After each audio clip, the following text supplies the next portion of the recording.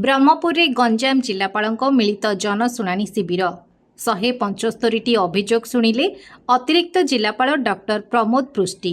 ब्रह्मपुर उपजिलापालक कार्यालय सम्मेलन कक्ष गंजाम अतिरिक्त जिलापाल डॉक्टर प्रमोद कुमार पृष्टि, ब्रह्मपुर आरक्षी अधीक्षक डाक्टर सर्वणा विवेक एम, ब्रह्मपुर उपजिलापाल अविनाश कुमार, आईएएस प्रोबेशन मृणालिका राठौर उपस्थित रही जनसाधारण अभियोग शुणिथिले। आजिर अभियोग गुड़िक मुख्यतः स्वास्थ्य, शिक्षा, सामाजिक सुरक्षा, भत्ता, जमी, श्रमिक कार्ड, राशन कार्ड, रास्ता इत्यादि रहिथिला। समुदाय 175टी अभियोग मध्यरु व्यक्तिगत अभियोग 150टी और ग्राम भित्तिक समस्या 13टी रहिथिबा बेले 3टी अभियोगर तुरंत समाधान करा जायथिला। रेडक्रॉस तरफरु 9 जनकु 83,500 टंका सहायता राशि चेक द्वारा प्रदान करा जायथिला।